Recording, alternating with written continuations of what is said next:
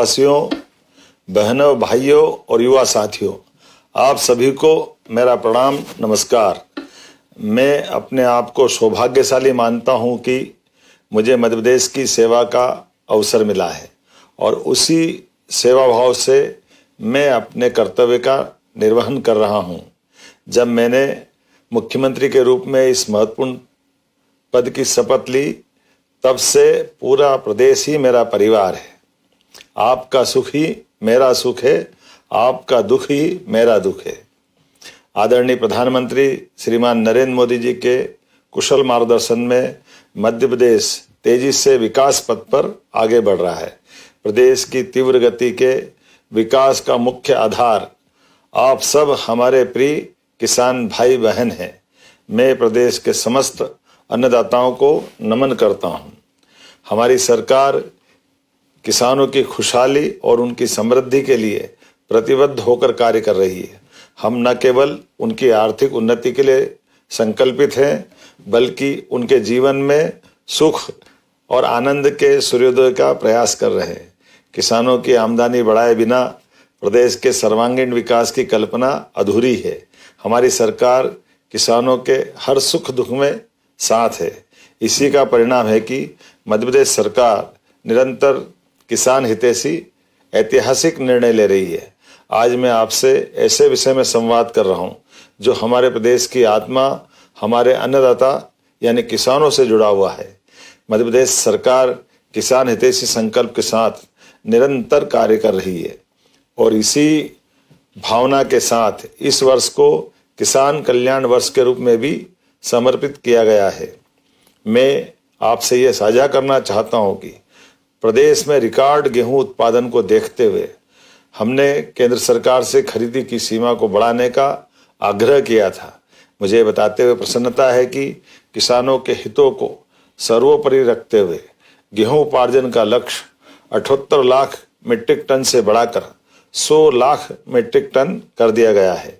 यह 22 lakh metric ton की अभूतपूर्व वृद्धि न केवल हमारे किसानों की मेहनत का सम्मान है, बल्कि उनकी आय को सुनिश्चित करने की दिशा में एक ठोस कदम भी है।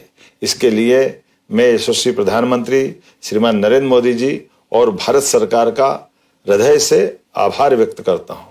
मुझे बताते हुए प्रसन्नता है कि आज से पूरे प्रदेश के छोटे बड़े सभी किसान भाइयों से समर्थन मूल्य पर उपार्जन के लिए जो स्लॉट बुकिंग करना चाहे, सभी के लिए स्लॉट पूरी तरह से खोली जा रही है।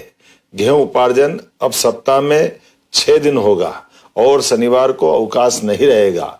उपार्जन केंद्रों में समर्थन मूल्य पर गेहूं का उपार्जन भी निर्बाध गति से जारी रहेगा। साथ ही 30 अप्रैल तक होने वाली स्लॉट बुकिंग को 9 मई तक बढ़ा दिया गया है और यह भी मैं कहना चाहूंगा, अगर इस अवधि में भी और वृद्धि करना पड़े तो भी हम करने के लिए तैयार है। किसान भाइयों को कोई समस्या न रहे, यह हमारी सरकार का संकल्प है। राज्य सरकार हर स्थिति में किसानों के साथ है। हमारी सरकार ने भू अर्जन को लेकर भी एक ऐतिहासिक निर्णय लिया है। अब किसानों को उनकी भूमि के बदले 4 गुना तक मुआवजा दिया जाएगा। यह निर्णय किसानों के अधिकारों की रक्षा और उनके भविष्य को सुरक्षित रखने के प्रति हमारी प्रतिबद्धता को दर्शाता है। सच में आज यह सिर्फ निर्णयों की सूची नहीं बता रहा हूं, बल्कि उस विश्वास पर आपसे मैं बात कर रहा हूं जो हमारी सरकार और किसानों के बीच मजबूत हो रहा है।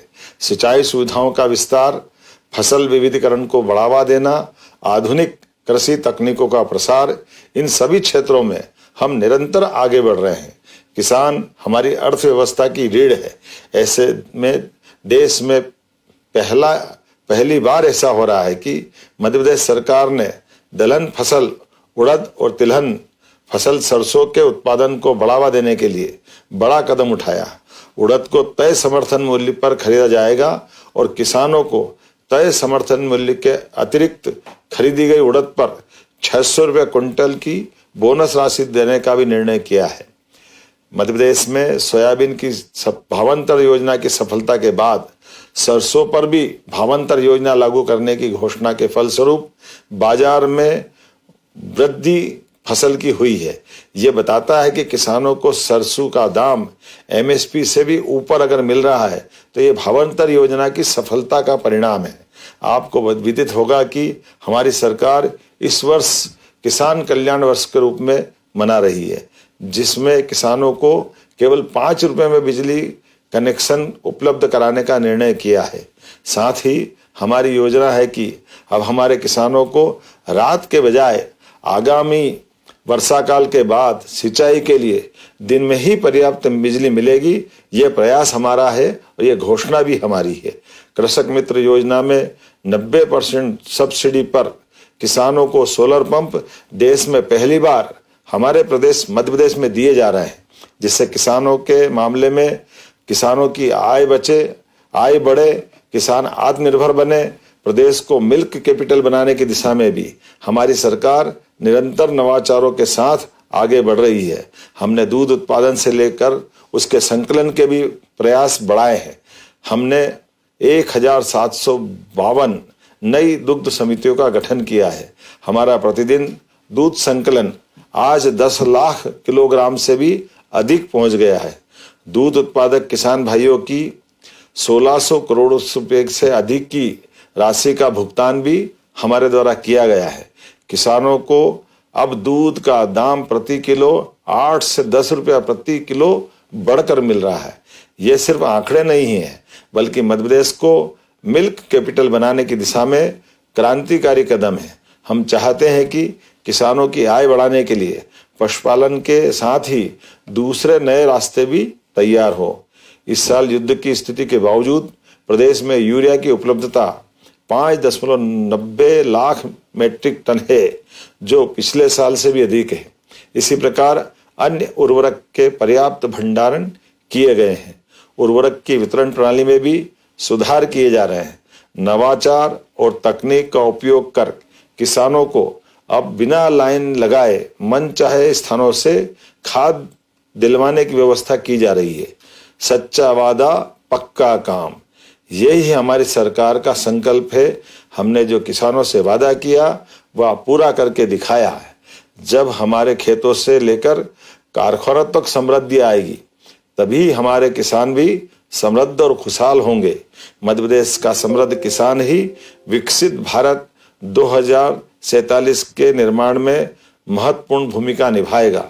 मैं प्रदेश के सभी किसान भाई बहनों को आश्वस्त करता हूं कि आपकी मेहनत, आपका पसीना और आपका भविष्य हमारी सरकार की सर्वोच्च प्राथमिकता है। आपकी समृद्धि ही मध्य प्रदेश की ताकत है। आइए हम सब मिलकर किसान कल्याण वर्ष में मध्य प्रदेश को कृषि के क्षेत्र में नई ऊंचाइयों तक ले जाएं।